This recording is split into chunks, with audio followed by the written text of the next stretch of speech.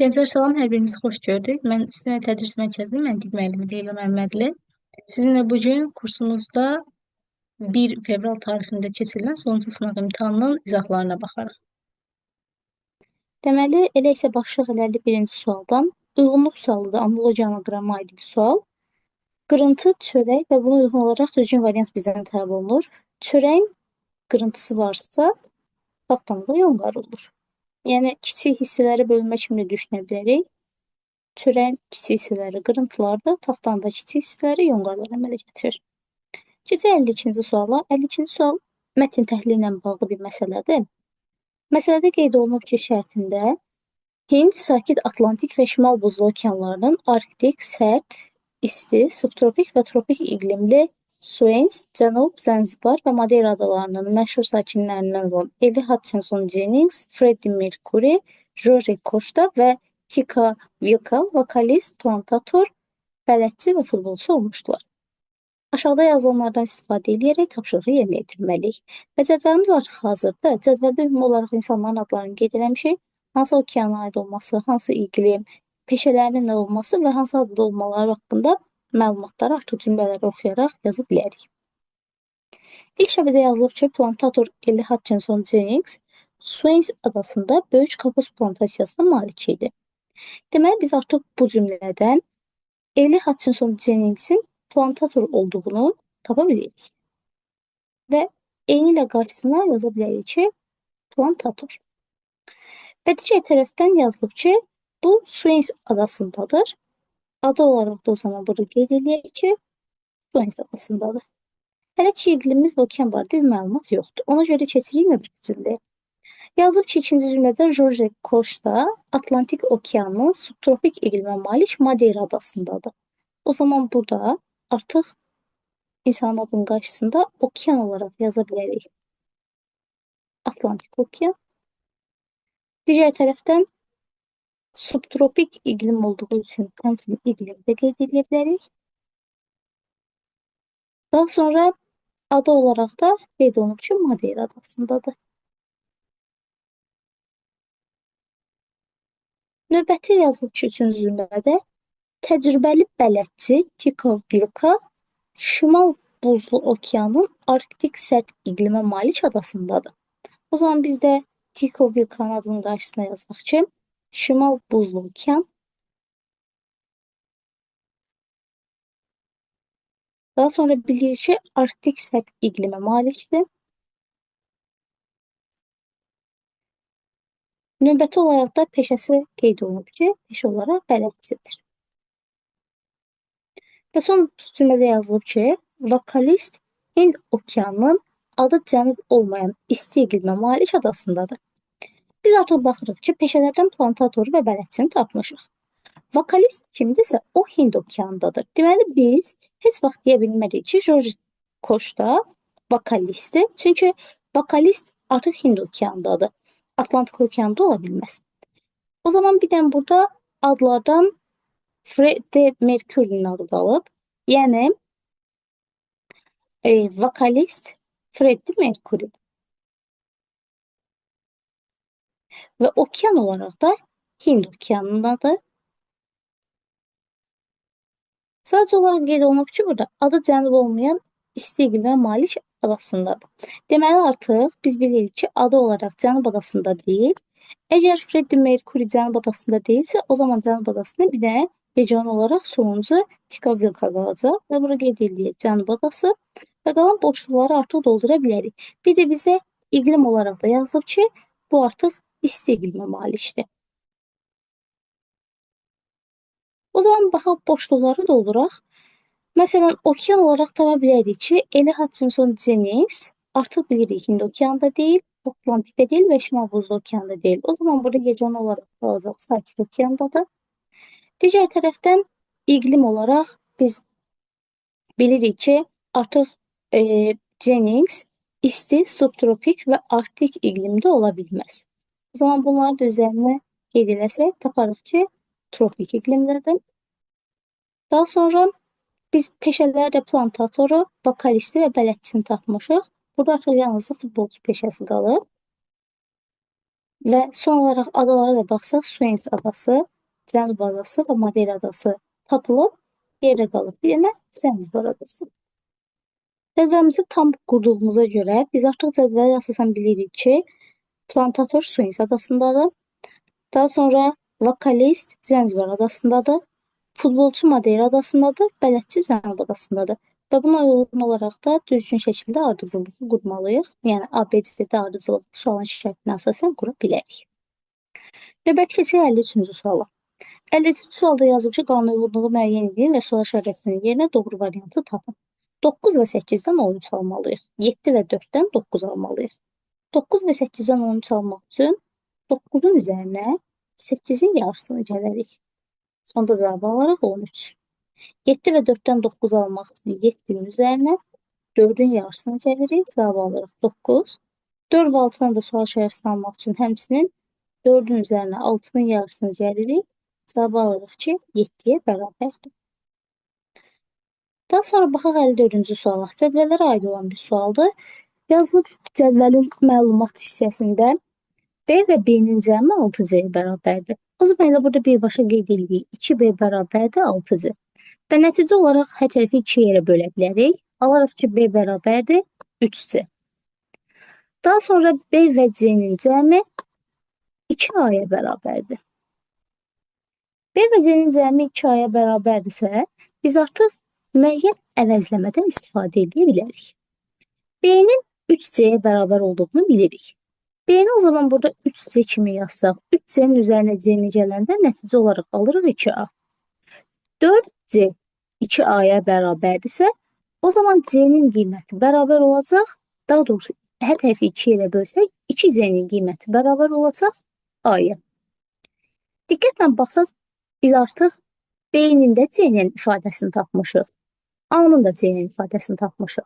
O zaman yenə 3-cü B əvəzləmədən istifadə edib ifadəmizi tapa bilərik. Biz A plus B-nin cəminin C-yə bölünməsini axtarırıq.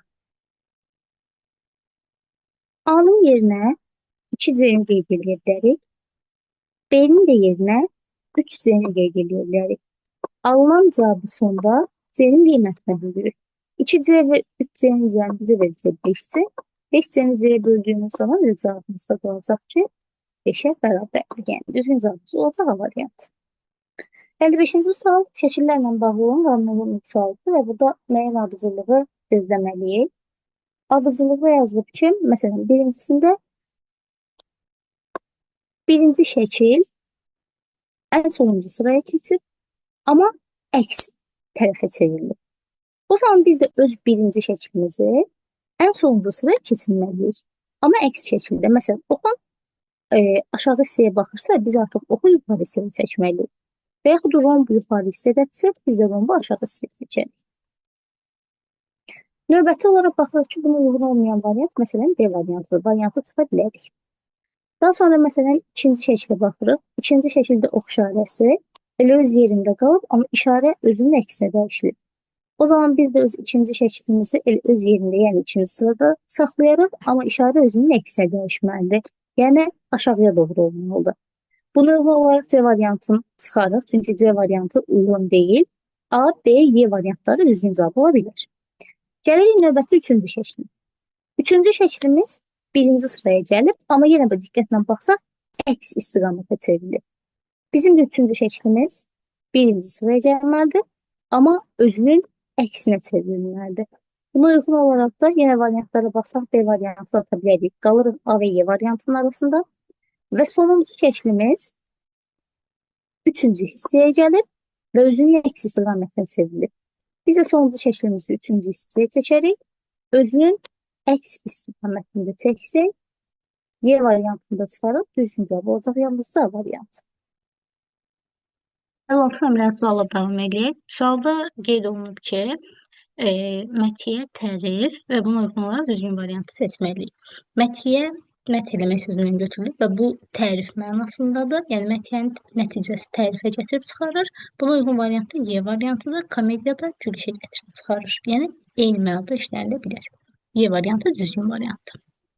Daha sonra 57 nömrəli sualda biz aşkar operatorlara aid bir sual görürük və bu sualda sıra ilə Məsələn, ilk növbədə başlamalıyıq 3 operator içini həll eləməkdən, daha sonra 4 operator üçün həll eləməkdən və alınan cavabları toplamaqdan. İlk növbədə həll eləyək. 3 operator 2 nəyə bərabərdir? Biz 3 operator 2-ni, yəni həll eləmək üçün gətirib ən birinci sırada yerinə qoymalıyıq. İfadəmiz bərabərdir 3 vurulsun.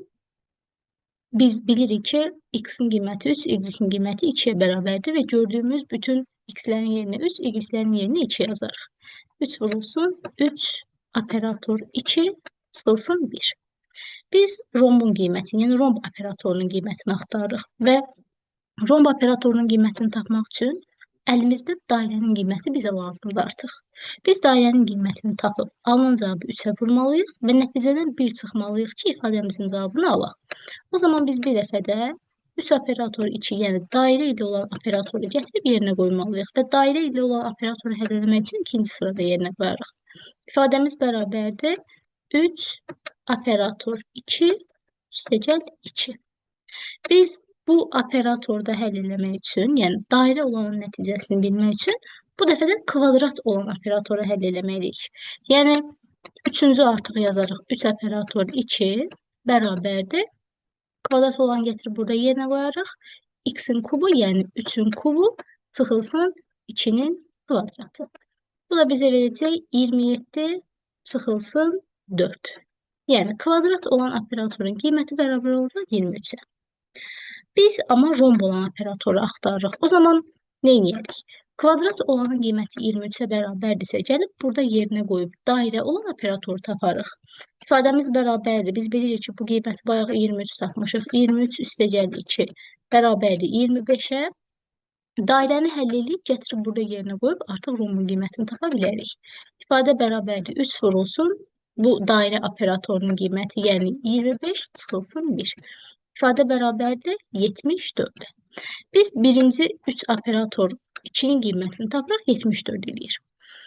Növbəti olaraq gəlib 4 operator 3 ifadəsinin qiymətini tapmalıyıq. 4 operator 3-ü həll etmək üçün biz burada yerinə qoymalıyıq. Bu səfər də bilirik ki, operatorun sol tərəfi, yəni x-in qiyməti 4-ə bərabərdir, y-in qiyməti 3-ə bərabərdir. O zaman yazırıq 4 operator 3 bərabərdir. Burada yerinə qoysaq 4 operator 3 üstəgəl 2. İndi kvadrat olan qiymətini tapmalıyıq ki, gətirib yerinə qoyaq, dairənin qiymətini tapaq. O zaman burada necə alırıq? Yenə kvadratı yazırıq. 4 operator 3 bərabərdir. İfadəni burada yerinə qoyuruq. 4-ün kubu çıxılsın 3-ün kvadratı. 4-ün kubu eləyir 64. 3-ün kvadratı eləyəcək 9. 64-dən 9 çıxdığımız zaman alırıq 55. Yəni kvadrat olan operatorun qiymətini 55 tapdıq. Bu səfər də biz axı dairəni olan axtardıq. Gətirib kvadrat olanın 55 qiymətini yerinə qoyuruq. 55 üstəgəl 2 bərabər olacaq 57-yə. Deməli 4 operator 3-ün qiyməti bərabərdir 57-yə. Birinci ifadəmizin qiyməti 74-dür, ikinci ifadəmizin qiyməti 57-dir. Bunları topladığımız zaman cəmləri bizə verəcək 131, yəni B variantı. Daha sonra 58 nömrəli sualla davam edək. Sualda yazılıb ki, qanun uyğunluğu əsasən sual işarəsinin qiymətini müəyyən edin. 1458-dən 19 alınıb, 9732-dən 22 alınıb və s. İlk növbədə rəqəmlərin cəminə baxaq. Yəni 1, üstə 4, üstə 5, üstə 8. Bu ifadə bizə verəcək 18. 18-in üzərinə özümüzdən 1 gəldiyimiz zaman cavab alır 19-a bərabərdir. İkincidə də eynən yoxlayırıq. 9 üstə 7, üstə 3, üstə 2. İfadəmiz bizə verəcək 21. 21-in üzərinə özümüzdən 1 gəldiyimiz zaman cavab tapar 22. O zaman 4279-dan sual işarəsini almaq üçün 4 üstə 2, üstə 7, üstə 9. Bu ifadələri toplayırıq. Bu ifadələr bizə verəcək 22. 22-in üzərinə özümüzdən 1 gəldiyimiz zaman düzgün cavab eləyəcək Y variantı, yəni 23. 59 nömrəli sualla davam edək. Sualın şərtində qeyd olunub ki, bir qoyun 7 hindquşu ilə, bir hindquşu 4 toyuqla, bir toyuq 3 beçə ilə dəyişdirilir. Buna görə 96 beçə neçə hindquşla dəyişdirilir? Uyğun olaraq yazaq ki, bir qoyun bərabərdir 7 hindquşu. Digər tərəfdən bir hindquşu bərabərdir 4 toyuq və bir toyuq bərabərdir 3 beçə. 96 beçə neçə hindquşuna dəyişdirilir deyə soruşulursa, biz bilirik ki, bir toyuq 3 beçə ilə dəyişdirilir. Gəlin tapaq görək 96 beçə neçə toyuqla dəyişdirilir. Və buradan yazaq x sayda toyuğa və x-in qiymətini tapmaq üçün tənasıb qaydasında bilirik ki, çarpaz şəkildə hasilləri tapmalıyıq. Yəni 3x bərabərdir 96 ilə 1-in hasilinə. Deməli, x-in qiyməti də bərabər olacaq 32. Yəni, bir toyuq 3 beçə ilə dəyişdirilirsə, 32 toyuq 96 beçə ilə dəyişdirilir.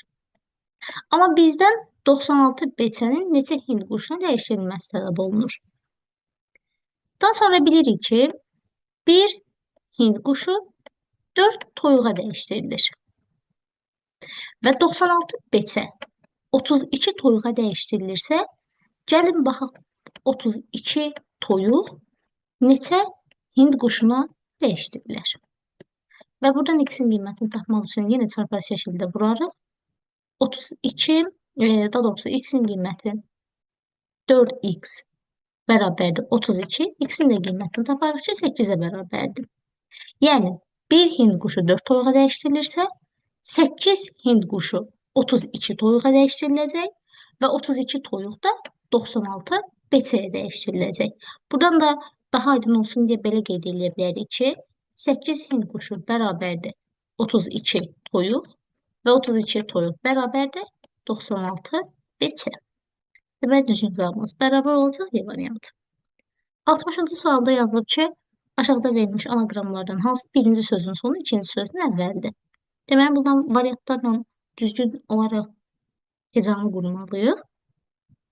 Və burada yaranan heca birinci sözün sonu ikinci sözün əvvəli olmalıdır. Və burada düzgün variant Y variantıdır. Sözümüz alınır nəzakət və çatan sözləri. Daha sonra 61-ci sualda yazılıb Aynur və Ayxanın yaşlarının cəmi 37, Ayxan və Sabirin yaşlarının cəmi 48, Aynur və Sabirin yaşlarının cəmi 27 olarsa, Sabirin neçə yaşı var? Gəlin yaşları burada qeyd edək özümüz üçün. Aynurun yaşını qeyd edək X, Ayxanın yaşını qeyd edək Y, Sabirin yaşını qeyd edək Z. Aynurla Ayxanın yaşlarının cəmi, yəni X plus Y bərabər olacaq 37-yə. Ayxan və Sabirin yaşlarının cəmi Y üstəgəl Z bərabərdir 48-ə. Aynurla Sabirin yaşlarının cəmi X üstəgəl Z bərabərdir 27 olacaq. Və buradan biz artıq Sabirin yaşı, yəni Z-in qiymətini tapmaq üçün tərəf-tərəfə toplasaq bütün cədvəli alarıq. Birbaşa olaraq yazsaq 2x, 2y, 2z bərabərdir 37, 48, ya 27-nin cəmi, yəni 112. Və hər tərəfi 2-yə bölsək alarıq x, y üstəgəl z bərabər olacaq. 112 bölünsün 2, yəni 56-ya. Və daha sonra əvəzləyə bilərik. X-lə y-in cəminin 37 olduğunu bilirik. 37-ni buraya yazsaq, 37 üstəgəl z bərabərdir 56.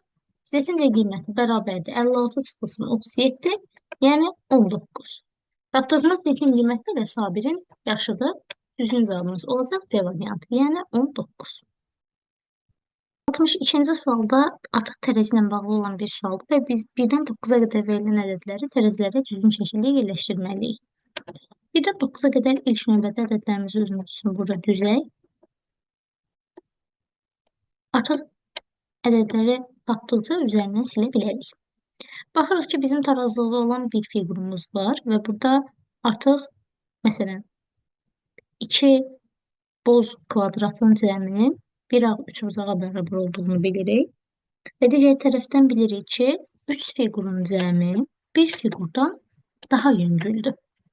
O zaman 3 fiqurun yerinə biz əlimizdə ola biləcək minimal qiymətləri yazmalıyıq. Məsələn, 1, 2, 3. Amma hansı fiqurun 1, hansı fiqurun 2, hansının 3 olduğunu tam dəqiq bilmirik. Şərti olaraq bu şəkildə yaza bilərik. 1, 2, 3-ün cəmi bərabərdir 6-ya. Biz görürük ki, tərəzimiz tarazlıqda deyil. Deməli, boz dairənin qiyməti 6-dan daha yüksək bir şey olmalıdır. Ya 7, ya 8, ya 9 qiyməti ola bilər. Və digər yandan baxırıq ki, biz boz dairənin yerinə 7-dən başqa bir qiymət yaza bilmərik. Çünki boz dairə ilə hər hansı bir qiymətin cəmi qara 3 uzaqdan daha yüngüldür. O zaman biz elə boz dairəyə 7 qiymətini verək. Boz üçbucağa 1 qiymətini verək. Bunların cəmi olsun 8. 8-dən daha ağır fiqurumuz 9-dur. Daha sonra gəlirik aşağı. Boz kvadratların qiyməti baxırıq ki, neçə ola bilər. Biz ən birinci istifadə etdiyimiz qiymətlərin üzərindən vuraq. 1, 2, 3, 7 və 9-u tapmışıq. Yerdə qalıb 4, 5, 6, 8. Və baxırıq ki, boz kvadratların qiyməti yalnızca 4 ola bilər. Ağ üçbucağın qiyməti də yalnızca 8 ola bilər. Yerdə qaldı 5, 6. Bu qiymətləri elə yerləşdirməliyik ki, uyğunluq əmələ gəlsin. Ağ dairənin qiymətini bayaqlar dedik ki, şərti bir qiymətidir. Ya 2 idi, ya 3 idi, ya 1 idi. Artıq bilirik ki, 1 boz üçbucağa aiddir. Deməli, ağ dairənin qiyməti ya 2 olmalıdır, ya 3 olmalıdır. Baxırıq bizim tərəzimizdə ağır tərəf ağ dairənin olduğu tərəfdir. Ona görə böyük qiyməti elə ağ dairəyə veririk. Yəni, ağ dairənin qiyməti 3 olsun, kvadratın qiyməti isə 2 olsun. Digər tərəfdən bizim əlimizdə istifadə olmayan 5 və 6 daşları qalmışdı. Onun da ağır olanı, yəni 6-nı yazaq qara kvadrata, 5-i də yazaq daha yüngül olan dairəyə. Həqiqətən də baxırıq ki, tərəzinin sağ tərəfinin cəmi 9-dur, sol tərəfinin cəmi 7-dir. Həqiqətən də tarazlıq ödəyir. Və bunları nəzərə alaraq, gəlib düzgün qiymətləri yazaq.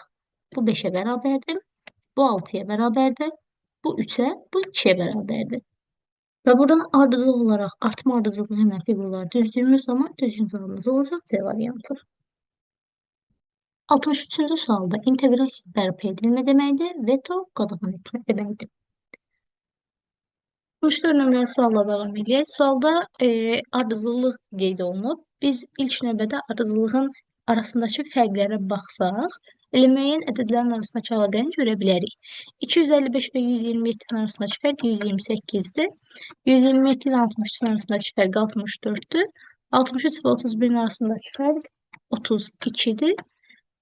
Baxırıq ki, ədədlər 2 dəfə azalır. Yəni 128-i 2-yə böldüyümüz zaman 64 alarıq. 64-ü 2-yə böldüyümüz zaman 32 alarıq. 32-ni 2-yə böldüyümüz zaman 16 alarıq. O zaman 31-dən 16 çıxarıq. Sual şərəsinin qiymətini, yəni 15 taparıq.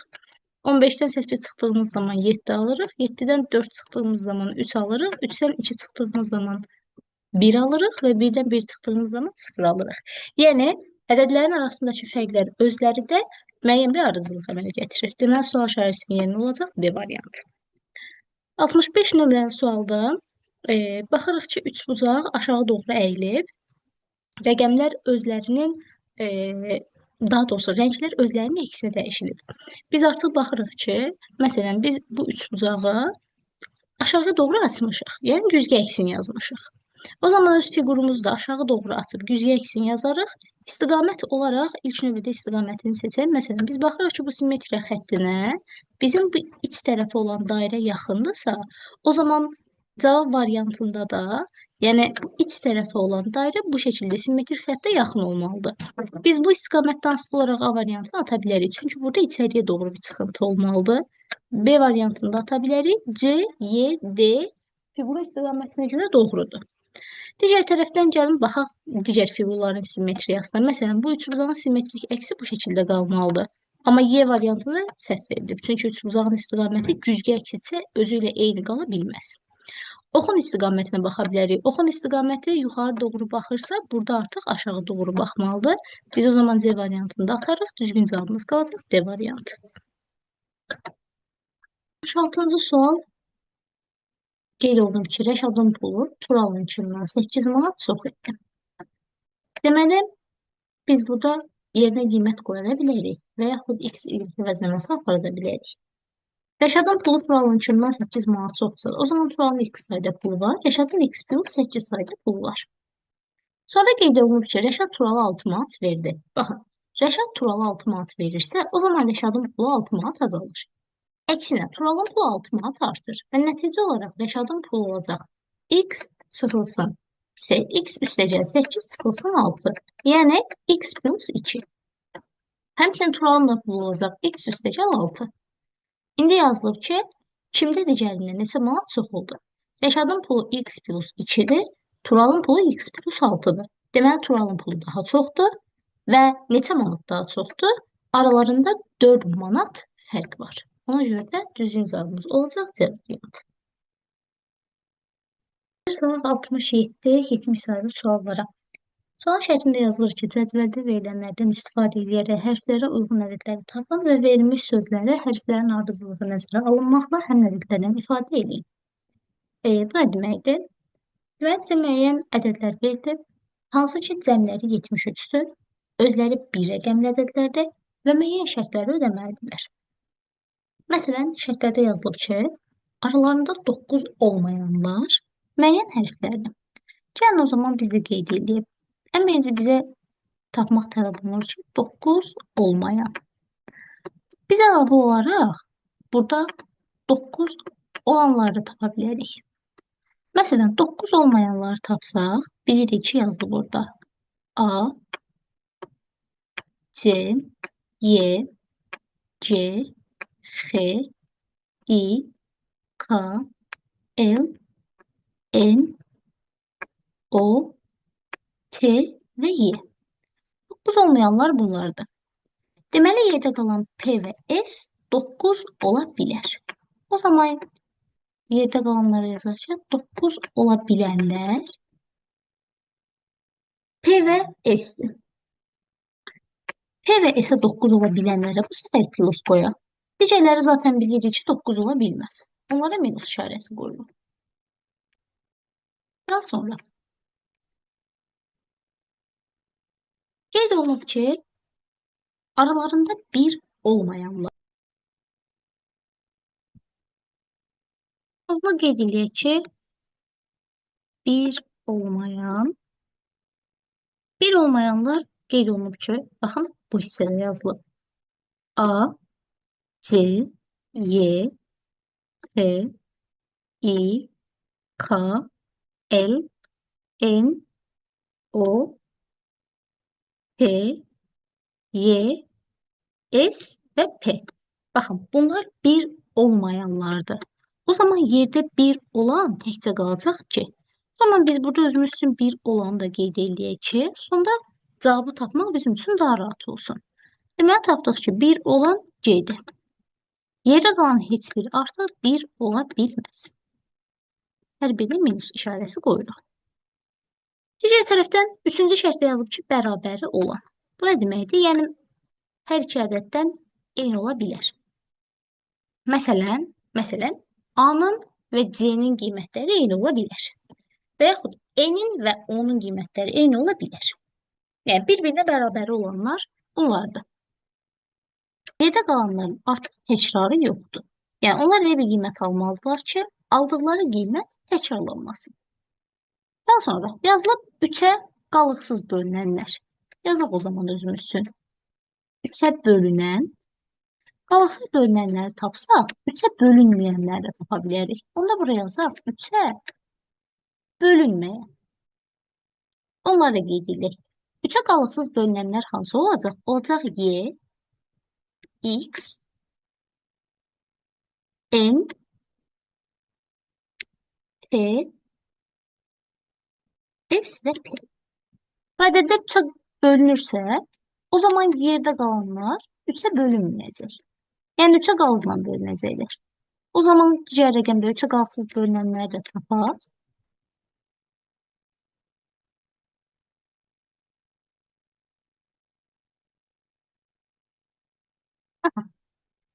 Növbəti olaraq cüt olanlar. Biz cüt olanları tapsaq, avtomatik təkləri də tapa bilərik. Yazaq onu da burada özümüz üçün. Əgər bunlar cütdürsə, deməli yerdə qalanlar təklərdir. Biz cütləri burada ayrılıq özümüz üçün plusladık. Yəni təkləri də pluslayaq. Cüt olmayanlar avtomatik təklər olacaq.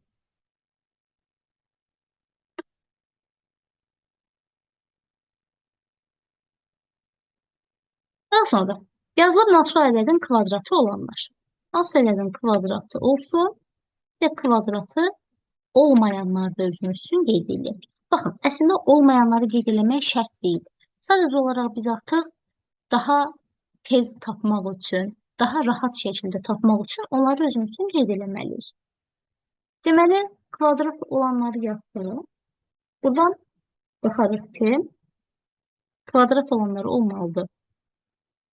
Yerdə qalanlar kvadrat olmayanlar olacaq.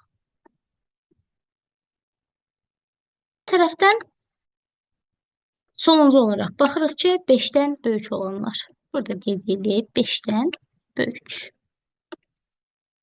5-dən böyük olanların içərisində x, y, daha sonra n, t, y, s və p. Yerdə qalanlar 5 və 5-dən kiçik ədədlərdir. Cədvəli tanımladığımıza görə artıq ədədləri tapa bilərik. Sonuncu hissədə də yazaq ədəd.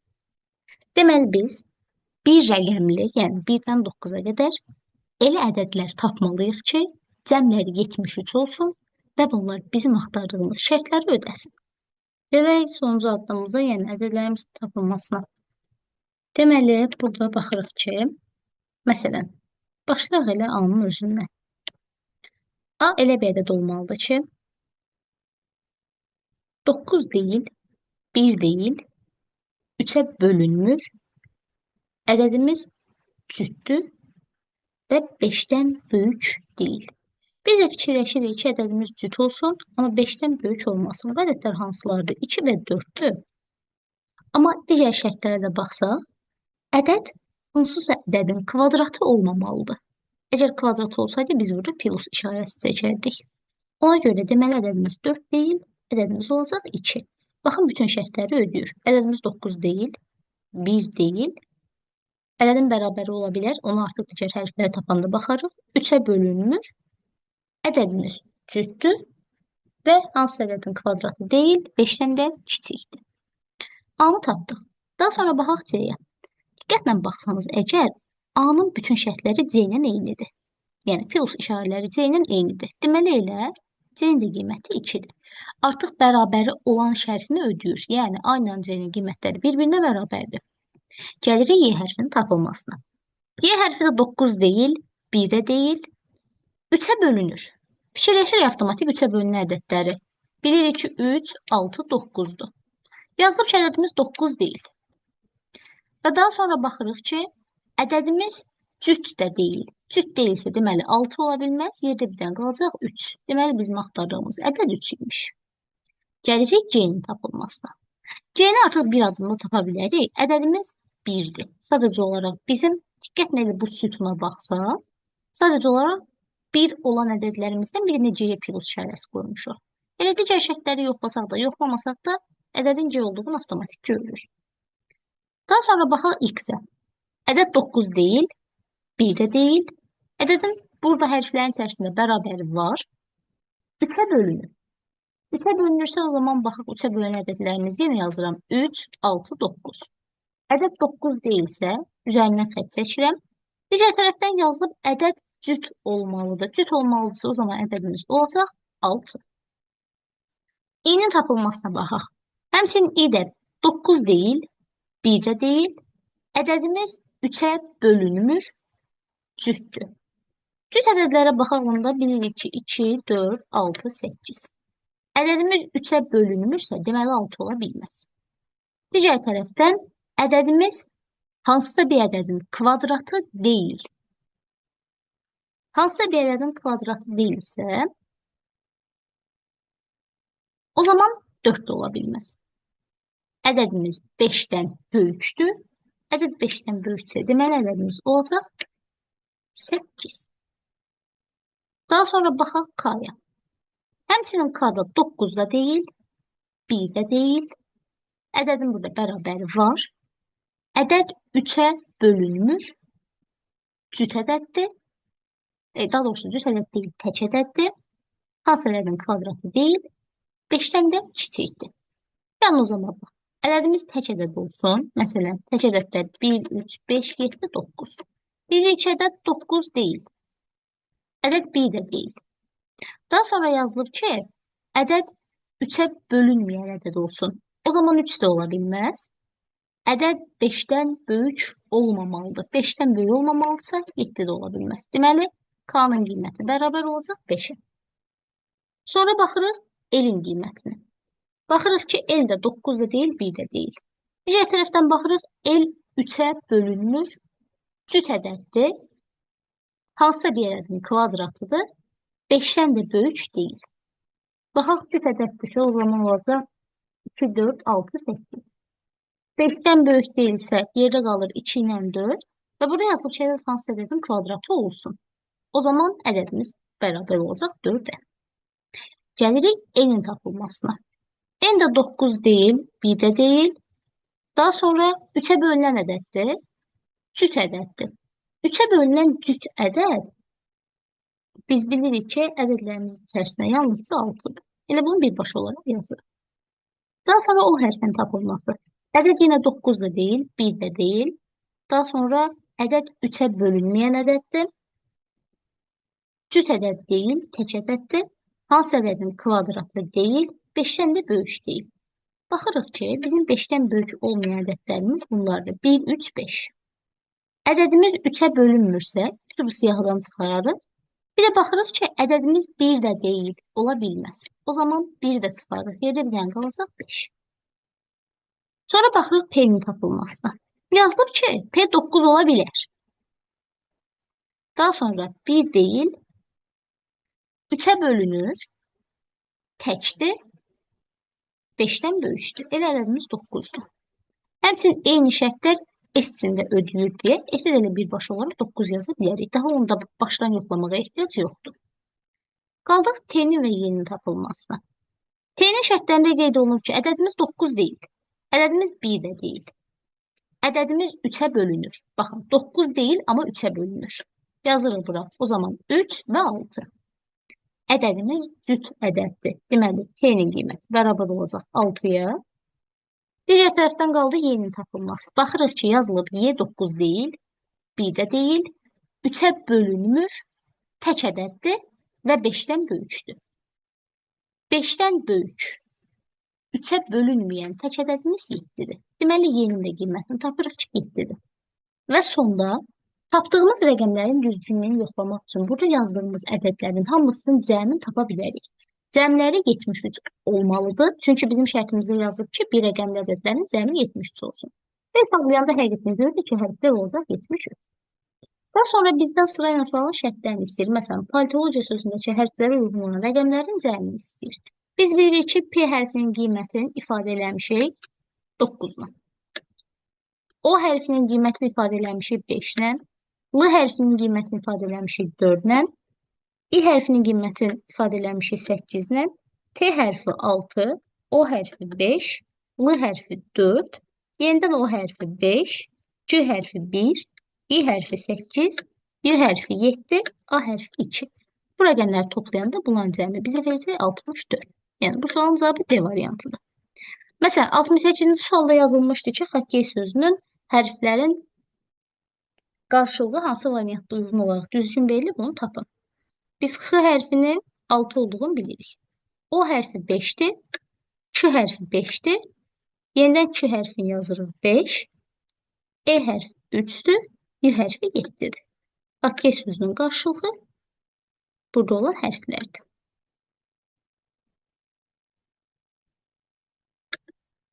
Yetmiş bir nömrəli suala baxaq. Sualın şərtində qeyd olunub ki, cəmi 196'ya bərabər olan 7 arızılı cüt ədəddən ən kiçiyini tapın.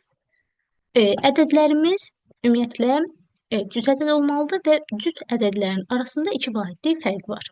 Yəni, məsələn, 4 və 6 ikisi də cüt ədəddir və 6 4-dən 2 vahid böyükdür.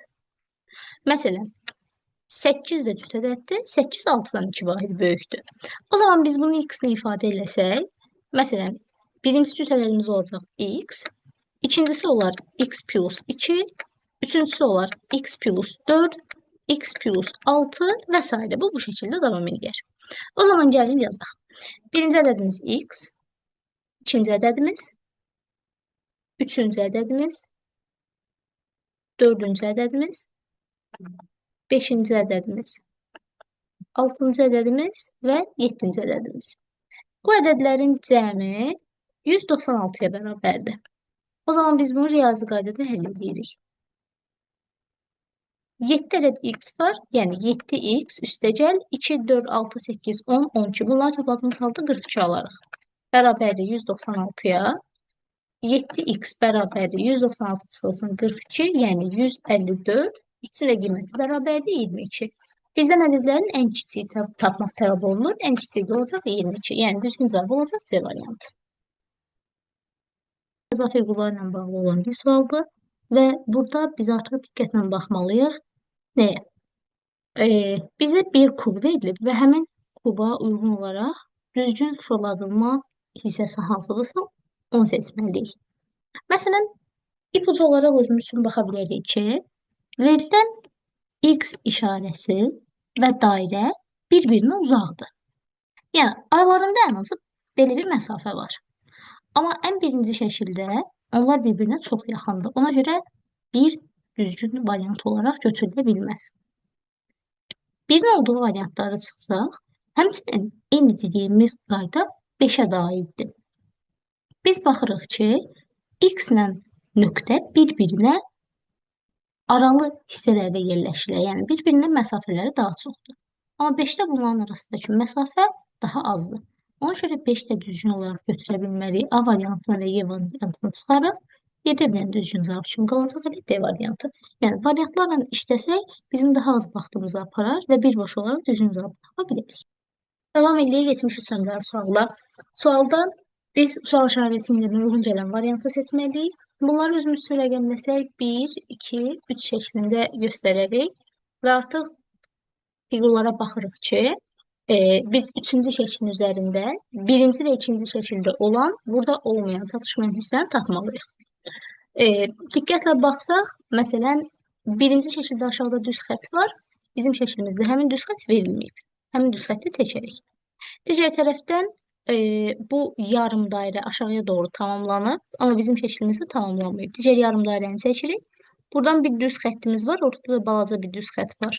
Biz də həmin şəkilləri çəksək, birinci şəkildə olub da üçüncü şəkildə olmayan hər şeyi tamamlamış oluruq. Gəlirik ikinci şəklə. İkinci şəkildə də olan, bizim şəkildə olmayan bir fiqurları seçməliyik. Məsələn, diqqətlə baxsaq, burada belə bir yarım dairə var. Həmin yarım dairə bu hissəsi bizim fiqurda yoxdur. Onu tamamlayarıq. Digər tərəfdən elə bilirəm ki, bütün şəkillər artıq əks olunub. İndi biz öz çəkdiyimizə, yəni qırmızı ilə ifadə elədiyimizə uyğun düzgün variantı seçməliyik. Baxırıq ki, düzgün variantımız olacaq C variantı.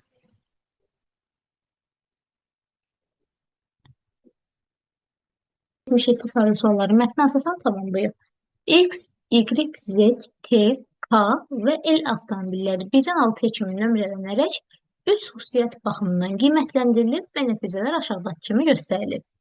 Avtomobillərin təhlükəsizliyi, balı, rahatlığı, balı və yanacaq qənaəti balları bizə verilib. Qiymətləndirmə nəticələri ilə bağlı bizə aşağıdakılar məlumdur. X, Z, T avtomobillərinin təhlükəsizliyi balı yanacaq sərfiyyatından bir ədəd az olmalıdır. Yəni, burada verilən plusların sayı, burada verilən plusların sayından bir vahid az olarsa, deməli, həmin avtomobil X, Z, T avtomobillərindən birinə uyğun gəlir. Baxırıq ki, birinci avtomobil X, Z, T ola bilər. İkinci avtomobildə isə təhlükəsizlik balı yanacaq balından bir vahid az olmalıdır. Amma ikide əksinə verir. Deməli, ikinci avtomobil X, Z və T-dən heç birinə uyğun gəlmir. Həmçinin üçüncü avtomobilə də baxsaq, üçüncü avtomobildə də onların arasında bir vahidlik fərq yoxdur. Dördüncü avtomobildə artıq ola bilər ki, təhlükəsizlik balı yanacaq balından bir vahid azdır. Yəni artıq dördüncü avtomobil X, Z, T avtomobillərinə uyğun ola bilər. Həmçinin eyni qanuna uyğunluğu 5-ci avtomobil üçün də deyə bilərik. Çünki təhlükəsizlik balı yanacaq qənaətindən bir vahid az. Daha sonra K yanacağa qənaət baxımından birincidir. Yəni yanacağa qənaət balı ən çox olan K-dır. Baxırıq ki, avtomobillərin içərisində bu da yalnızca 3-cü avtomobilə uyğun gəlir. Növbətçi ilə yazılıb ki, yeni təhlükəsizlik və elin rahatlığı balları bir-birinə bərabərdir. Biz 2-ci və 6-cı avtomobilin hansı olduğunu tapa bilməmişik və hərflərə diqqətlə baxsaq, elə biri 2-ci, bir də 6-cı avtomobil olmalıdır Y və E-dən. Ona görə də baxırıq ki, yeni təhlükəsizlik balı ilə elin rahatlığı balları bir-birinə bərabərdirsə, o zaman 2-ci avtomobil olsun Y, 6-cı avtomobil olsun L. Yəni, yeni təhlükəsizlik balı da 3-dür, Elin rahatlıq balı da 3'dür. Bunlar birbirlerine bərabərdirlər. Və sonuncu cümlədə yazıb ki, T'nin rahatlıq balı 4'dür. T'nin rahatlıq balı 4'dürsə, o zaman T 5-ci avtomobilə uyğun olmalıdır. Və T'nin 5-ci avtomobil olduğunu tapırıqsa, digərlərini buradan silə bilərik. Biz buradan Y, K, T, L avtomobillərini dəqiqliklə tapdıq, amma X və Z avtomobillərini isə ehtimal olaraq tapmışıq. Ya 1, ya 4 ola bilər. 74-cü sualın şərtində yazılıb ki, bu məlumata görə aşağıdaşlardan hansını tapmaq mümkün deyil. Ən qənaətçil avtomobili. Ən qənaətçil avtomobili tapmaq üçün baxırıq ki, təbii ki, yanacaq qənaətindən burada söhbət gedir. Yanacaq qənaəti ən az avtomobil Y-dir. Bunu tapmağımız mümkündür. B variantı da qeyd olunub ki, ən rahat avtomobili, rahatlıq balı ən yüksək olanı tapmağımız yenə mümkündür. C variantı da yazılıb ki, ən təhlükəli avtomobil. Ən təhlükəli avtomobil təhlükəsizlik balı ən aşağı olan avtomobildir. Həmçinin bunu da tapmağımız mümkündür. D variantı da yazılıb ki, Z-in rahatlıq balı. Biz Z-in rahatlıq balını heç vaxt tapa bilmərik. Çünki Z-in özünün hansı avtomobil olduğunu tapa bilməmişik. Ehtimal olaraq ya birinci avtomobil, ya dördüncü avtomobil ola bilər. Ona görə burada düzgün cavabımız olacaq D variantı. 75-ci sualda yazılıb ki, hansı avtomobilin ümumi balı ən yüksəkdir? Ümumi bal dedikdə gördüyümüz bütün plusların cəmi nəzərdə tutulur. Məsələn, birinci avtomobilin ümumi balını hesablasaq, təhlükəsizlik balı 3'dür, rahatlıq balı 2'dir, yanacaq qənaəti balı 4'dür. Cəm balları bərabər olacaq 9'a. Daha sonra ikinci avtomobilin cəm ümumi balı bərabər olacaq 7'yə. Üçüncü avtomobilin ümumi balı bərabər olacaq 10'a, yəni bütün plusların sayı. Dördüncü avtomobilin yanacaq, daha doğrusu bütün cəm balı bərabər olacaq 8'ə. Beşinci avtomobilin ümumi balı bərabər olacaq 11'ə və altıncı avtomobilin ümumi balı bərabər olacaq 7'yə. Deməli, avtomobillərin ümumi balı ən yüksək olan avtomobil 11 ilə T olacaq.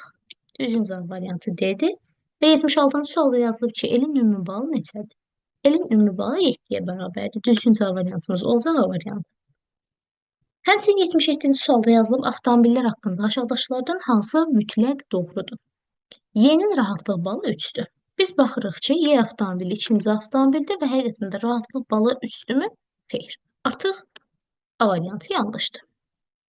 B variantı yazılıb ki, ən təhlükəsiz avtomobillərdən biri X-dir.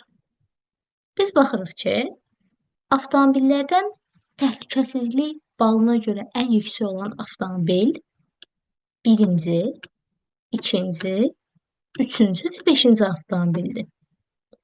Ən təhlükəsiz avtomobillərdən birinin X olmasına dair əlimizdə tam dəqiq məlumat yoxdur. Çünki biz tam dəqiq bilmirik. X birinci avtomobildir və ya dördüncü avtomobildir. Ehtimal var ki, ola bilsin X ümumiyyətlə dördüncü avtomobildir və artıq onun təhlükəsizlik balı ilə bağlı əlimizdə tam dəqiq məlumat yoxdur. Ehtimal olaraq bu 3 rəqəmi də ola bilər, 2 rəqəmi də ola bilər. C variantı da qeyd olunub ki, Y və X bərabər yanacaq sərfiyyatına malikdir. Baxırıq ki, bizim əlimizdə yenə X-in ümumi balları və yaxud yanacaq sərfiyyatının balı olmadığına görə biz onun X-lə bərabər olub olmadığını və yaxud Y-in X-lə bir-birinə bərabər olub olmadığı haqqında məlumat olmadığına görə mütləq doğru variant kimi götürə bilmərik. D variantında yazılıb ki, T-nin rahatlıq balı Y-dən 2 ədəd çoxdur. T-nin rahatlıq balının 4 olduğunu bilirik, Y-nin rahatlıq balının 2 olduğunu bilirik. Həqiqətən də T-nin rahatlıq balı Y-nin rahatlıq balından 2 ədəd çoxdur. Deməli, düzgün cavab variantımız olacaq D variantı. 78 nömrəli sual analogiya sualdır və biz fərqli variantı tapmalıyıq. A variantındakı söz kosmetoloq, B variantı biologiya, C variantı fizioloq, D arxeoloq, Y filoloq sözüdür. Və buradan görürük ki, fərqli variant elə biologiya sözüdür. Çünki digərləri bir peşədir, biologiya isə fəndir. 79 nömrəli sualda bizim başlanğıc nöqtəmiz A-nın qiymətidir. Bu necə ola bilər? Ümumiyyətlə 3 rəqəmli 2 ədəd topladığımız zaman və 2 rəqəmli ədəd üzərinə gəldiyimiz zaman biz yalnızca 1000 neçə ədəd ala bilərik.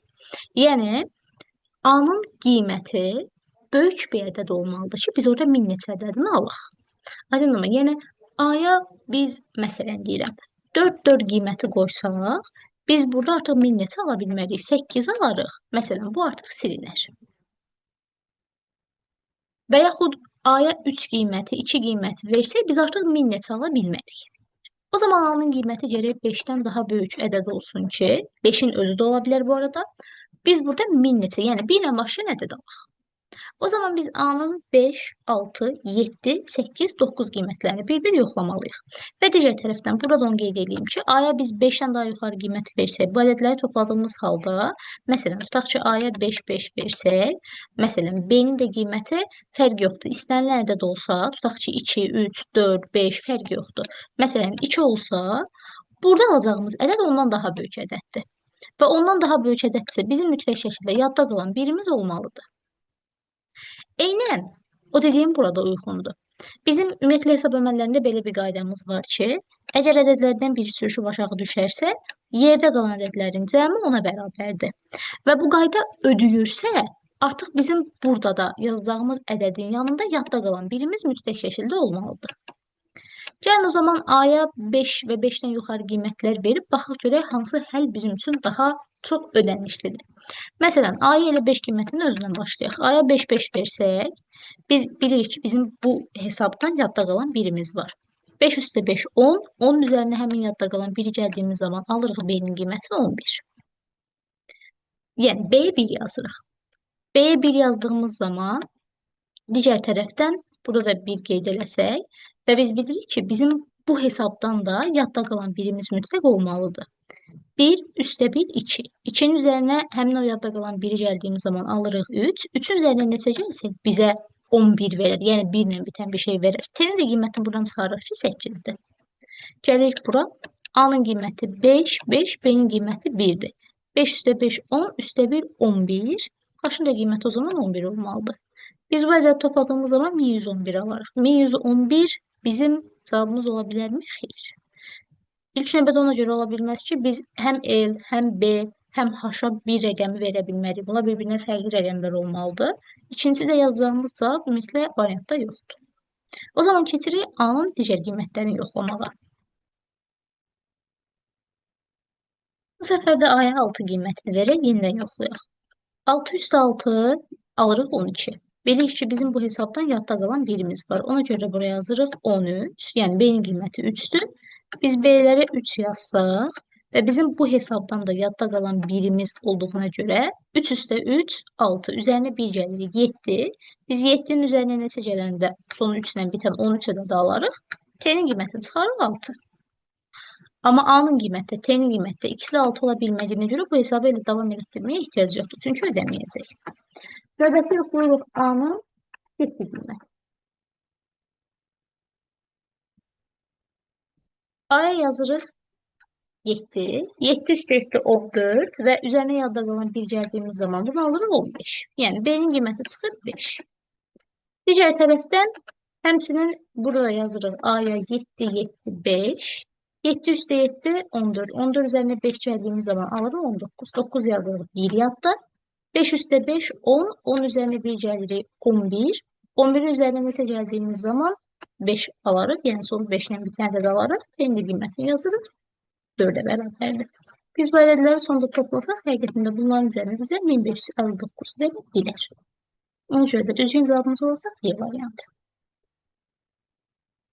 80 nömrəli sualına davam eləyək. Yazılıb ki, təkərinin radiusu 0,6 metr olan kombayn təkəri 5 dövr etdikdə 100 kiloqram taxıl bitir. 3 ton taxıl bitmək üçün neçə metr irəliləməlidir? Baxın, bir dövrə dediyimiz zaman biz çevrənin qırağının perimetrini nəzərdə tuturuq. Yəni, bu təkər hərəkət edir, fırlanırsa, məsələn, buradan başlayırsa, bu fırlanırsa, gəlib son nöqtədə burada bitdiyi halda bir dövrə hərəkət eləmiş olur. O zaman bizim eləməli olduğumuz şey çevrənin perimetrini tapmaqdır. Perimetrimiz bərabərdir 2 pi yerə. Radiusumuz 0,6 metrdir. Onda gəlin tapaq ki, bu təkər hərəkət edir bir dövrədə nə qədər irəliləyir?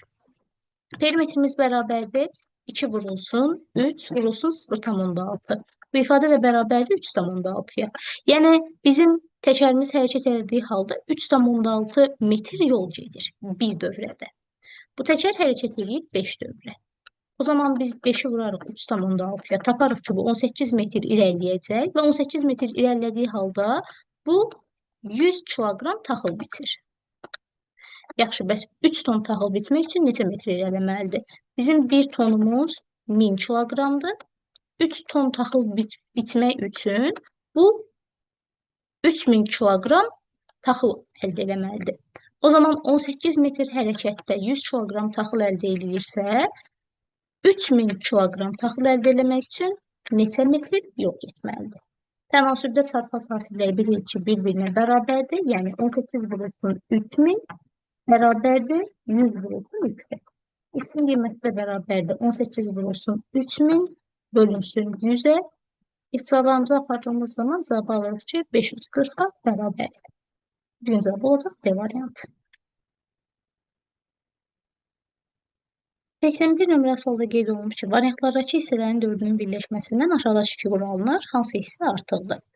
Biz baxırıq ki, məsələn, nəyi bunun içine yerləşdirə bilərik? C variantında fiqurun sol tərəfində düz xətt var, üst hissəsi də düzdür. O zaman biz C variantını buraya yerləşdirə bilərik. Təqribi C variantını bu şəkildə çəkək. Və D variantında da həmçinin fiqurun sağ tərəfində düz xətt var. Yəni fiquru bu sağ hissəyə yerləşdirə bilərik. O zaman buradan da belə bir xətt çəksək, təqribi D variantını buraya yerləşdirdik. Yerdə qalan hissələr belə bir üçbucaq qalır. Bu üçbucaq bizim üçün A variantını ifadə eləsin. Yuxarıda belə bir üçbucaq qalır. Bu üçbucaq da bizim üçün Y variantını ifadə eləyir. Və B variantı fiqurda artıq hissədir. Daha sonra 82-ci sualda yazılıb, kubun M, N, K, L, F və P hərfləri ilə işarələnmiş üzərində 1-in 6-ya qədər rəqəmlər yazılıb. Kub atılan zaman müxtəlif nəticələr alınır. M-in nəticəsini göstərən ədəd, N-in nəticəsini göstərən ədəddən 2 dəfə çoxdur. Biz də fikirləşirik ki, kubun 6 üzü var. Və burada verilən rəqəmlər, hər üzündə verilən rəqəmlər bizə məlumdur. M-in nəticəsini göstərən ədəd, N-in nəticəsini göstərən ədəddən 2 dəfə çoxdursa, bu artıq 2, 4 və 6 ola bilər. Tam dəqiq bilmədiyimizə görə gəlin cümlənin ardına oxuyaq və növbəti olaraq növbəti cümlələrdə düzgün nəticəni tapa bilərik. M-in nəticəsini göstərilən ədəd K-nın nəticəsini göstərilən ədəddən 3 dəfə böyükdür. Deməli, M elə bir ədəd olmalıdır ki, həm 2-yə bölünsün, həm də 3-ə bölünsün. Nəticə olaraq çıxarıq ki, M-in qiyməti 6-dır. M-in qiymətini göstərilən ədəd N-in nəticəsini göstərilən ədəddən 2 dəfə böyükdürsə, o zaman N-in qiyməti olacaq 3. K-nın nəticəsini göstərilən ədəddən 3 dəfə böyükdürsə, o zaman K-nın qiyməti olacaq 2. Və sonda yazılıb ki, L-in nəticəsini göstərilən ədəd F-in nəticəsini göstərən ədəddən 4 dəfə böyükdür. Biz artıq baxırıq ki, biz 2-dən, 3-dən, 6-dan istifadə eləmişik. Yerdə qalan ədədlərdən biri digərindən 4 dəfə böyük olan yalnızca 1 və 4-dür. L-in nəticəsini göstərən ədəd 4-ə bərabər olsun. F-in nəticəsini göstərilən ədəd 1-ə bərabər olsun. Həqiqətində 4 1-dən 4 dəfə böyükdür. P-nin nəticəsini göstərən ədədi tapın. Yerdə bir yan qalacaq 5. Deməli, P-nin nəticəsini göstərən ədəd olacaq C variantı. 83-cü sualda yazılıb ki, işə götürən firma 40 nəfər yeni işçi götürdü. Hal-hazırda firmada X sayda insan var. 40 nəfər yeni işçi götürdü.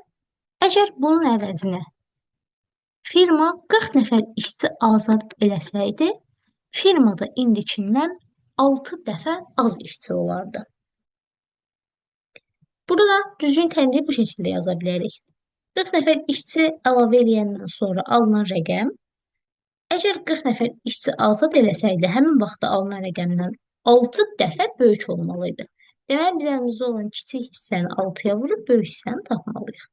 Və buradan da X-in qiymətini hesablamalıyıq. X üstəgəl 40 bərabərdir. 6x çıxılsın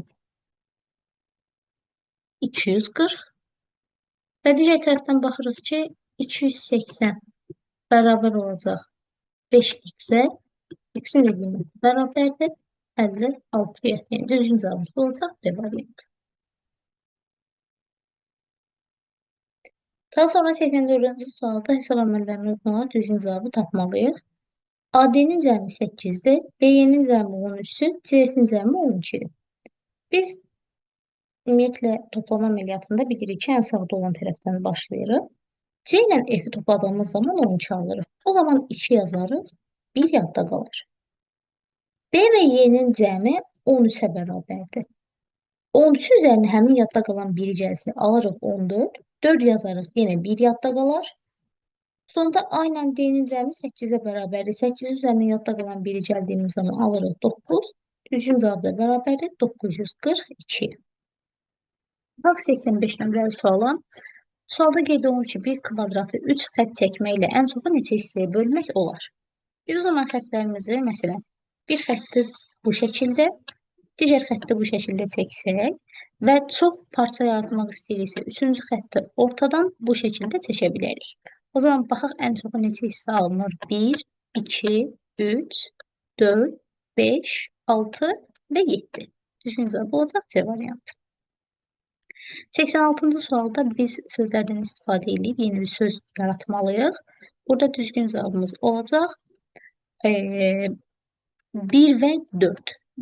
Birinci sözdəki hərflərdən, yəni B, O, L hərfini yazsaq və dördüncü sözdəki hərfləri yazsaq, bu söz bizim üçün şablon sözünü əmələ gətirir. Düzgün cavabımız olacaq Y variantı. 87 nömrəli sual cədvəl sualıdır və biz burada ədədlərin arasındakı əlaqəyə baxmalıyıq. Ədədlərin arasında əlaqə ondan ibarətdir ki, bu 2-ni 9-un üzərində yazırıq. Yəni 9-un kvadratı bizə 81 verilir. 81-də tərs şəkildə rəqəmlərin yerini dəyişərək burada qeyd ediblər. 3 4-ün üzərində yazsaq, 4-ün kubu 64-dür. 64-ü tərs şəkildə yazmışıq. O zaman biz A-nı tapmaq üçün buradakı 4-ü 3-ün üzərində yazsaq, 3 üstü 4, 81-dir. 81 rəqəmlərinin yerində isə A-nın qiyməti 8 olacaq. Yəni, düzgün cavab variantımız A variantı olacaq. 88-ci məsələdə yazılıb ki, Rəhimlə Rüfətin hər biri bərabər ölçülü, düzbucaqlı formalı vərəqi əllərində tutublar. Gəlin, bunu daha geniş bir yerdə göstərək. Deməli, bizim əlimizdə düzbucaqlı formalı vərəq var.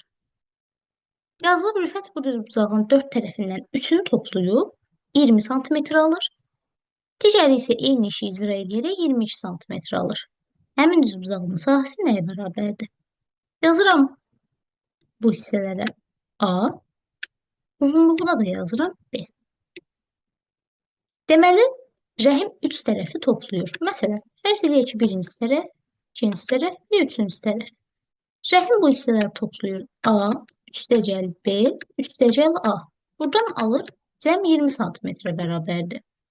Rüfət də başqa bir hissələri toplayır, 22 sm alır.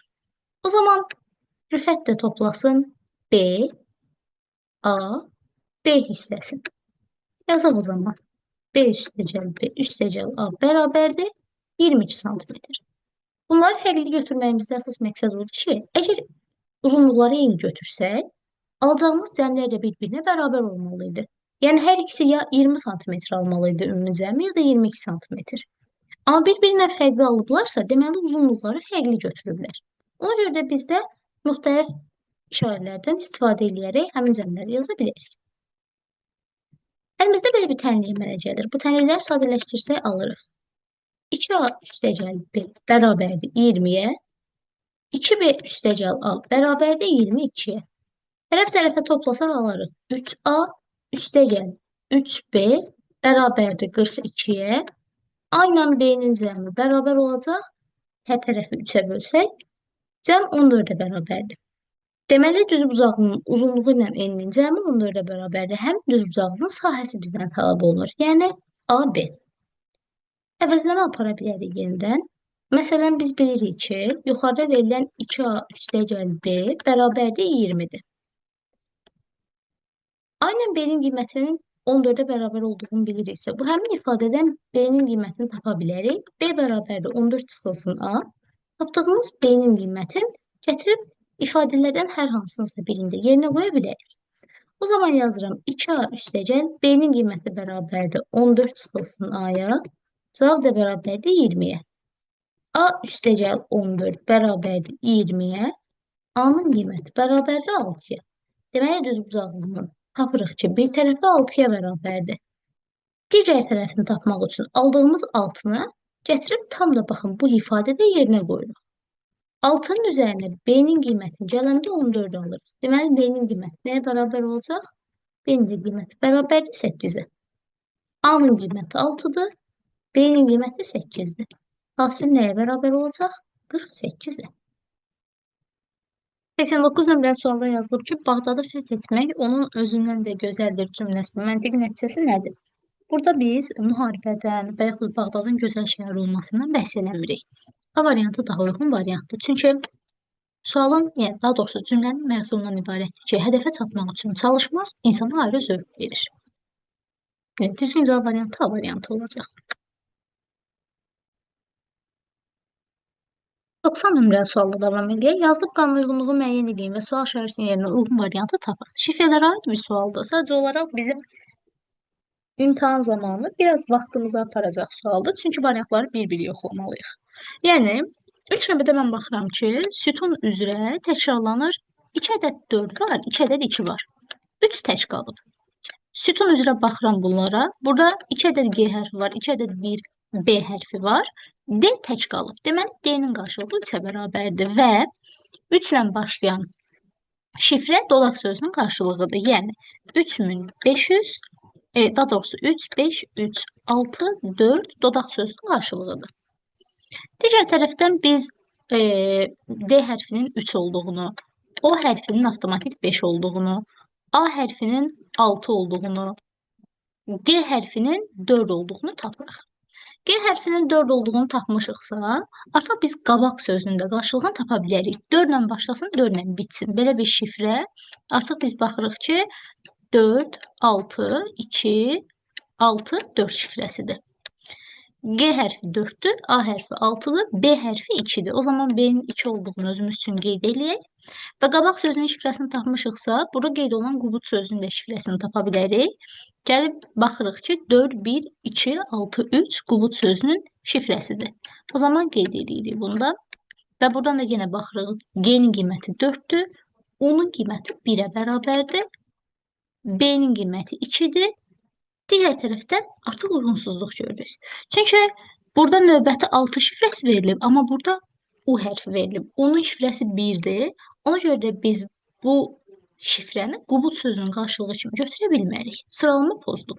Yəni, qubut sözündə ikinci hərflə dördüncü hərf eyni şey olmalıdır, amma şifrənin ikinci rəqəmi ilə dördüncü rəqəmi fərqlidir. Deməli, A variantı düzgün cavabımız deyil.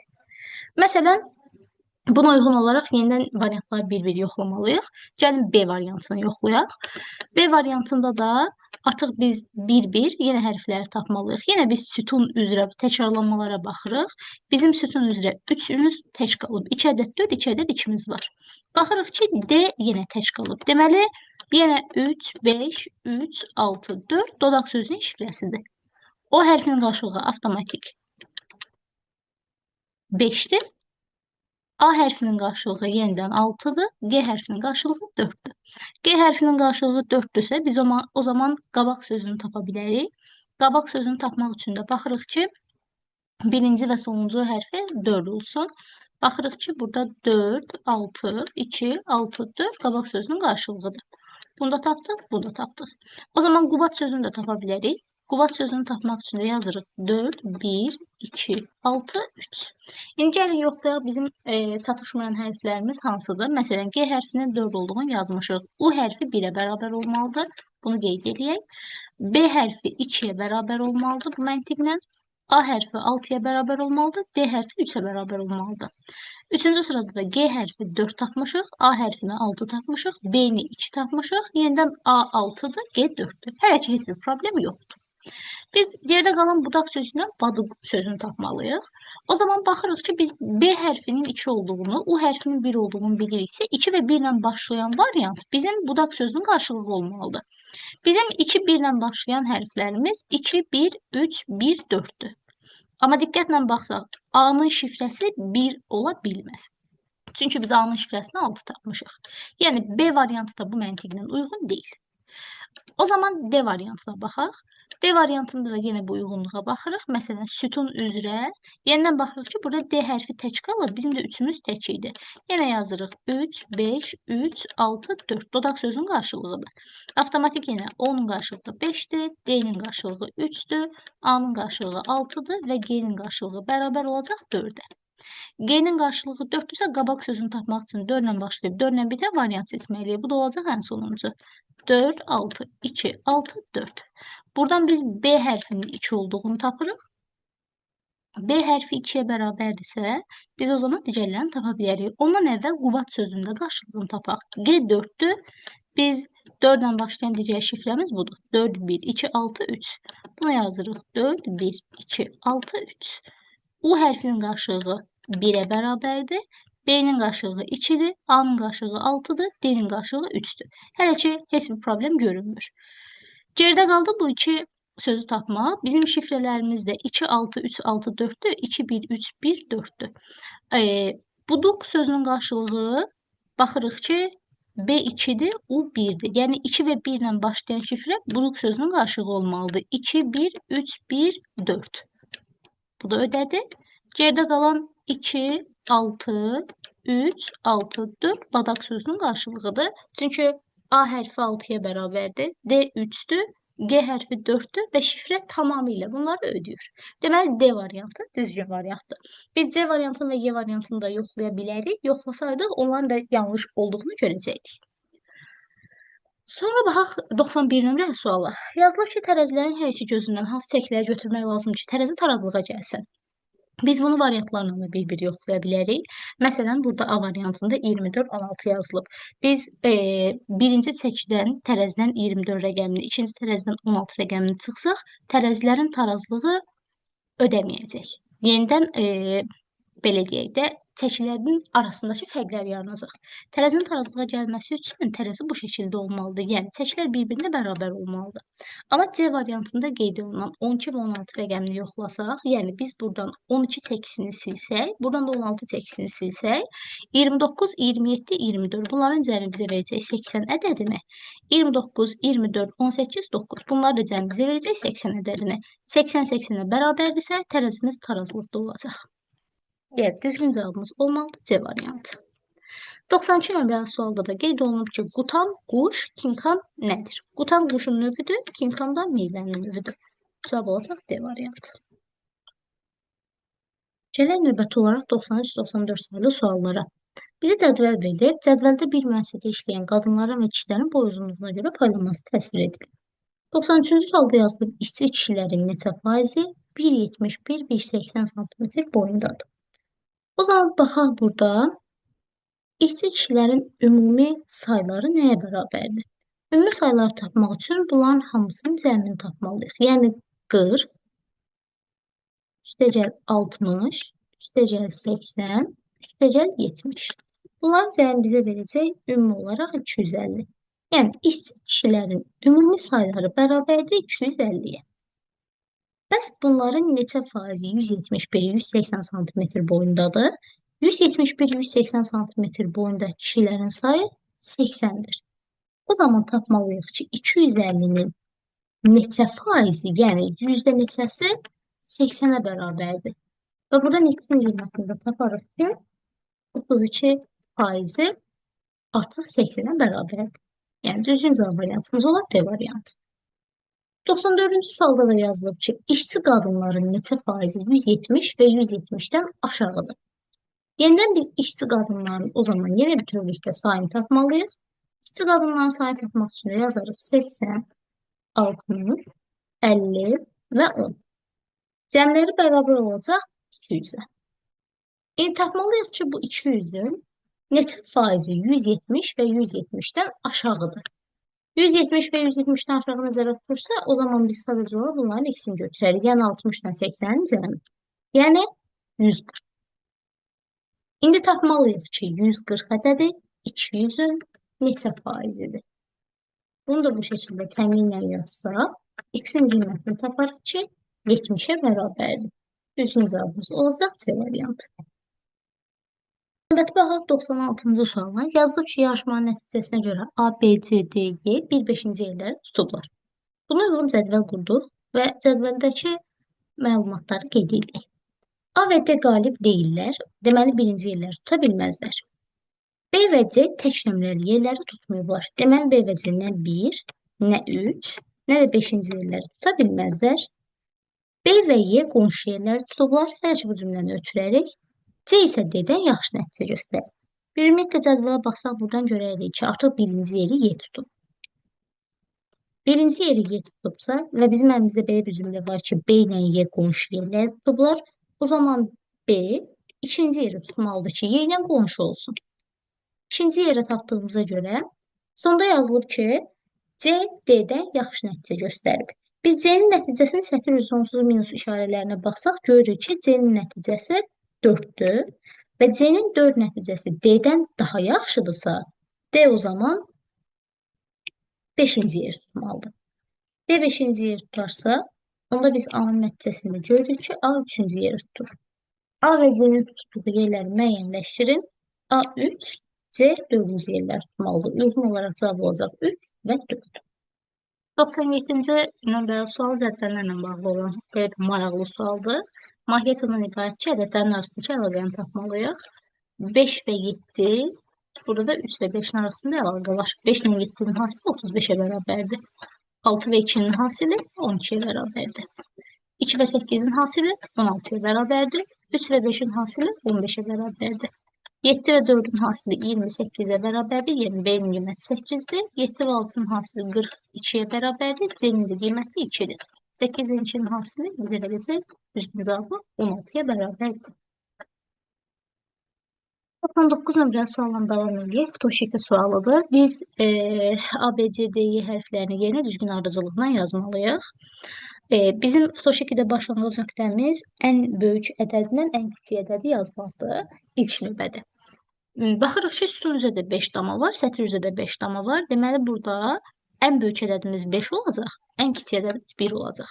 Bu ftoşikinin bir başlanğıc nöqtəsi ondan ibarətdir ki, biz bu sütuna baxsaq, bu sütunda ardıcıl şəkildə kiçik işarələr verilib. Yəni, bu damadan bir adım daha böyük olmalıdır. C, özündən əvvəlki damadan daha böyükdür. Daha sonra buradakı damadan daha böyükdür. Yəni, ədədlər sıra ilə artan ardıcılıqla düzülməlidir. Bizim 1-dən 5-ə qədər ədədlərimizi necə yaza bilərik? Məsələn, 1 kiçikdir 2-dən, yəni 2 1-dən böyükdür. 2-dən böyük olan 3 var, 3-dən daha böyük olan 4 var, 4-dən daha böyük olan 5 var. Bu bizim ən birinci başlanğıc nöqtəmizdir. İndi biz ənənəvi olaraq yenə də ən böyük qiymətlə ən kiçik qiymətləri buraya yaza bilərik. Məsələn, ən böyük hansı qiyməti yaza bilərik bura? Baxırıq ki, 5 qiymətini hansı xanaya yaza bilərik? 5 qiymətini elə bir damaya yazmalıyıq ki, bütün işarələrin böyükdür ağzı həmin damaya baxsın. O zaman biz 5 buraya yaza bilərik. Digər tərəfdən ikinci sətirdə 5 və 1 əksikdir. Baxırıq ki, 5-i hansı damaya yazaq ki, bütün damaların böyükdür işarəsi ora baxsın. Bu damaya da qeyd edə bilərik, bu damaya da qeyd edə bilərik. Dəqiq bilmiriksə hələ ki yazmırıq. Üçüncü sətirdə 5-i hansı damaya yaza bilərik ki, hamısının böyükdür ağzı həmin damaya baxsın. Bu damaya 5 yaza bilərik. Dördüncü sətirdə 5-i yazarıq. Diqqətlə baxsaq, burada verilən damaya, çünki hamısının yerindən böyükdür ağzı həmin damaya baxır. Sonuncu sətirdə zaten 5 yazılıb. Qayda o zaman tapmadığımız ikinci sətirdə 5 rəqəmini axtarmağa biz 5-i ya bu damaya ya da bu damaya yaza bilərdik. Çünki hər iki damada böyükdür ağızlar həmin damaya baxır. Amma artıq bu damaya yaza bilmərik. Çünki sütun üzrə 5 var. Təkrarlanma olmamalıdır. 5-i yazırıq bura. 5-lərlə bitirdiyimizə görə gəlirik ən kiçik rəqəmə, yəni 1-lərin tapılmasına. Birinci sətirdə 1 var. İkinci sətirdə biz 1-i elə damaya yazmalıyıq ki, hamısının kiçikdir işarəsi həmin damaya baxsın. Baxırıq ki, bu damaya 1 yaza bilərik. Üçüncü sətirdə də 1-i elə bir damaya yazmalıyıq ki, bütün işarələrin kiçikdir tərəfi həmin damaya baxsın. Bura qeyd edirik. Üçüncü sətirdə də 1-i yaza bilərik həm buradakı damaya, yalnız elə buradakı damaya. 1-i qeyd elədik və sonuncu sətirdə 1-i elə bir damaya yazmalıyıq ki, hamısının kiçikdir tərəfi orada dəsin. Həm bu damaya yaza bilərik, həm də buradakı damaya yaza bilərik. İkisinin arasında qalırıq. Hələ ki dəqiq bilmirik və dəqiq bilmədiyimiz heç bir şeyi yazmırıq. Bu bir qaydadır. Digər tərəfdən boşluqları dolduraq. Digər hissələrə qayıdarıq. Boşluqları doldurmamışdan əvvəl Y-yə, yəni burada yazılanı biz 1 qeyd edə bilmərik. Çünki sütun üzrə birimiz var və burada təkrarlanma olmamalıdır. Deməli, elə 1-i budamaya yazırıq. Dəqiq tapılırmış. Artıq gələk boşluqları doldurmağa. Məsələn, biz bu sətirdə 1, 4, 5-dən istifadə eləmişik. Yerdə qalıb 3 və 2. O zaman 3-dən 2-ni bura necə yerləşdirək? 3 böyükdür 2-dən. Bunu tapdıq. Və ya bu sətirdə 1, 3, 5-dən istifadə eləmişik. 4 və 2 qalıb. 4 və 2-ni bura necə yerləşdirə bilərik? 2 kiçikdir 4-dən. Biz sütun üzrə baxırıq ki, burada bizə nə eksikdir? 2. Sütun üzrə baxırıq burada. 1, 2, 5-dən istifadə eləmişik. Yerdə qalıb 3 və 4. 3 və 4-ü bura necə yerləşdirək? 4 böyükdür 3-dən. Digər tərəfdən sətir üzrə baxırıq. Əksi olan davamız 3-dür. Bu sütunda bizim eksi olan 2 rəqəmimiz var. 2 və 4. Biz baxırıq ki, 3 böyükdür. Yəni, bura 3-dən kiçik bir ədəd yazmalıyıq. 3 nədən böyükdür? 2-dən. Avtomatik Y-nin qiymətini 4 tapırıq. Və bu sətirə baxdığımız zaman sətir üzrə 3 eksikdir. Bu sütuna baxdığımız zaman sütun üzrə A-nın yerinə 4 eksikdir. İndi biz tapdığımız rəqəmləri ABCD ardıcılığına yazmalıyıq. A-nın qiyməti 4-dür. B-nin qiyməti də 4-dür. C-nin qiymətini 3 tapmışıq. D-nin qiymətini səhv verməmişsə 3 tapmışıq və Y-nin qiymətini 4 tapmışıq. Ardıcıllıqla düzgün cavabımız olmalıdır. Burada yazdığımız rəqəmlər. Və nəhayət olaraq 100-cü sualda qeyd olunur. İşçi 4 gün ərzində 90 ağac əkib. Əgər hər gün əvvəlki günə nisbətən 2 dəfə çox ağac əkibsə, ikinci və dördüncü gün cəmi neçə ağac əkib? Baxın, işçi 4 gün işləyib. Birinci gün x sayda ağac əkib. İkinci gün 2 dəfə çox, yəni 2x sayda ağac əkib. Üçüncü gün ikinci günə nisbətən yenə 2 dəfə çox. Yəni 2x-dən 2 dəfə artıq alırıq 4x sayda ağac əkib. Və dördüncü gün yenə özündən əvvəlki günə nisbətən, yəni üçüncü günə nisbətən 2 dəfə çox ağac əkib. Yəni 8x sayda ağac əkib.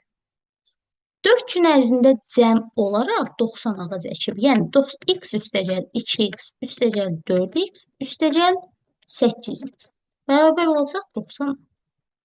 Bunları da ümumilikdə hesablasaq cəmləri bərabər olacaq 15-ə. 15x 90-a bərabərsə x-in qiyməti bərabərdir 6-ya. Gətirib onu da yerinə qoyaq. Biz eləyək ki, ikinci və dördüncü gün.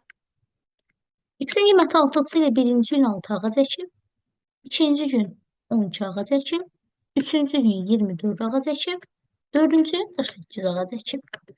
İkinci və dördüncü günlərin cəmi bərabərdir. İkinci gün 12 ağac, dördüncü gün 48 ağac. Onlar da cəmi olacaq 60-a bərabər.